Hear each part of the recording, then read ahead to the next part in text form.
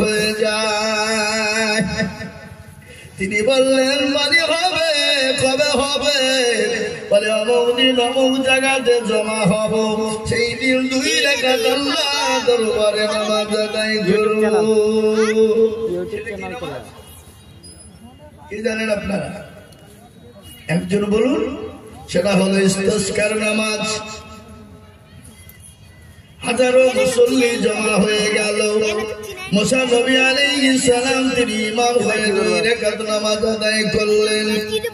আল্লাহর দরবারে হাত দুটো উঁচু করে দিয়ে বললেন, আল্লাহ তোমার দরবারে হাত উঠিয়েছি, অনেক দিন ধরে পানি নাই, মাটি গলা পেটে তামা হয়ে গেছে। মাওলা কেন তুমি পানি দাও না?